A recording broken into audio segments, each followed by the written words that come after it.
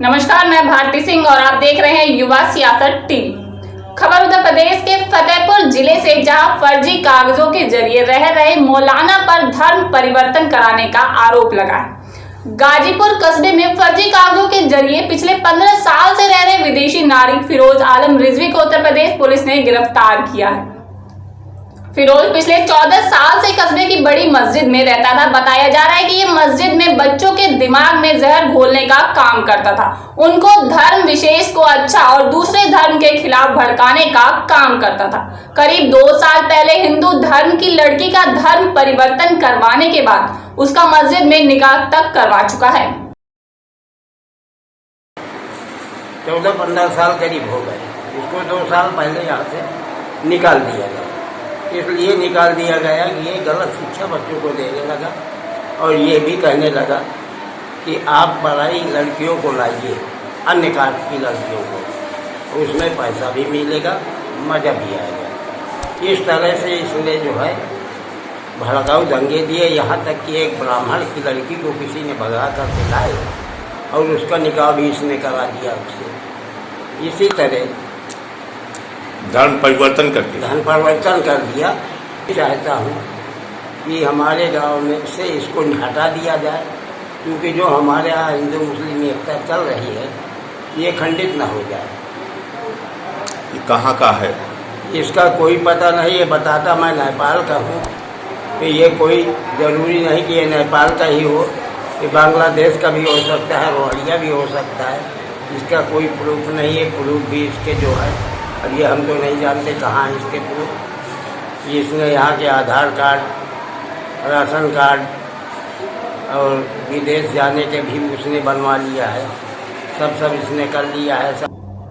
मामले की भनक लगते ही मस्जिद कमेटी के लोगों ने इसे हिंदू मुस्लिम एकता के लिए खतरा मानकर बाहर निकाल दिया, लेकिन तब तक इसने फर्जी आधार, डीएल और पासपोर्ट तक हासिल कर लिए।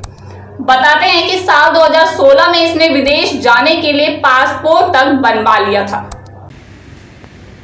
नेपाल देश का एक संदिग्ध नागरिक जो मेवाती मोहल्ला, थाना गाजीपुर, जनपद फतेहपुर में काफ़ी वर्षों से आकर के रह रहा था। यहाँ पर रहते हुए इसने अवैधानिक तरीके से निर्वाचन कार्ड, ड्राइविंग लाइसेंस, आधार कार्ड, पैन कार्ड बनवा लिया था और 2016 में इसने पासपोर्ट भी बनवा लिया था। एक संयुक्त टीम ने इसकी जांच किया। जांच के पश्चात इसके विरुद्ध संचित धाराओं में थाना गाजीपुर पर मुकदमा पंजीकृत किया गया है और पुलिस के द्वारा विवेचना की जा रही है। इसमें विधि सम्मत कार्रवाई की जाएगी। अब खबर राजधानी दिल्ली से, जहां दिल्ली सरकार के द्वारा गरीबों को मकान का किराया न देने पर दिल्ली भाजपा के कार्यकर्ताओं ने मुख्यमंत्री अरविंद केजरीवाल के खिलाफ प्रदर्शन किया।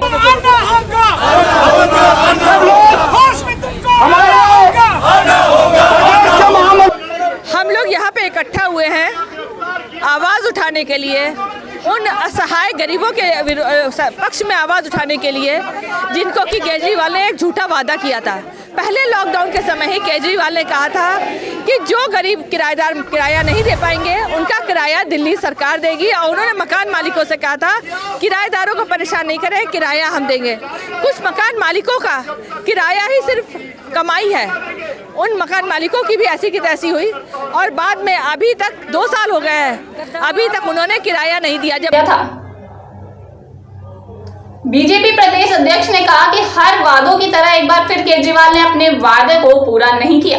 कोरोना महामारी के दौरान उन्होंने उन सभी गरीब मजदूरों से वादा किया था कि उनके मकान का किराया दिल्ली सरकार वहन करेगी, और जब देने की बारी आई तो सरकार ने यू टर्न ले लिया।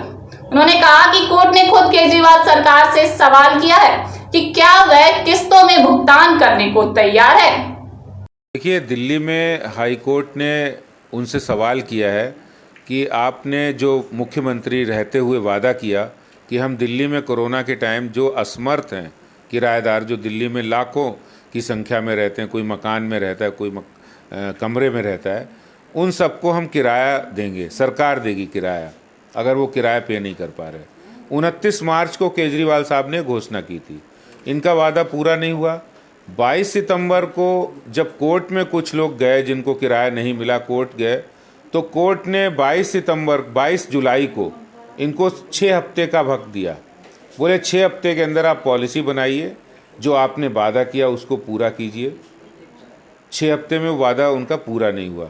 उसके बाद दोबारा से 10 सितंबर को कोर्ट ने ऑर्डर किए, और ऑर्डर बहुत सुनने वाले हैं। ऑर्डर में कहा गया, मुख्यमंत्री जी आपने जो घोषणा की थी वो मुख्यमंत्री के पद के रूप में की थी। कोई नॉर्मल क्लर्क नहीं है आप, दिल्ली सरकार के छोटे कोई अधिकारी कर्मचारी नहीं जो आप कुछ भी कर सकते हैं। आप मुख्यमंत्री रहते, जो घोषणा की वो बड़े होशो हवास में की होगी, पूरे ज्ञान में की होगी।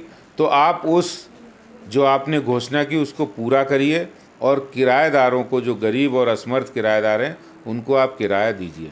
बीजेपी का स्टैंड क्या है, जो किराएदार हैं उनका हक दिलाना? भारतीय जनता पार्टी इस लड़ाई में उनके साथ खड़ी है। जो वादा मुख्यमंत्री जी ने गरीब और असमर्थ किराएदारों के लिए किया था उसको पूरा करा के उनके साथ भारतीय जनता पार्टी खड़ी है और उनकी लड़ाई लड़ेगी। तो फिलहाल आज के लिए इतना। इसी के साथ मैं भारती सिंह विदा लेती हूँ। इसी तरह की तमाम देश विदेश की खबरों के लिए देखते रहिए युवा सियासत टीवी, और खबरों से अपडेट रहने के लिए आप हमारे चैनल युवा सियासत को लाइक करें, सब्सक्राइब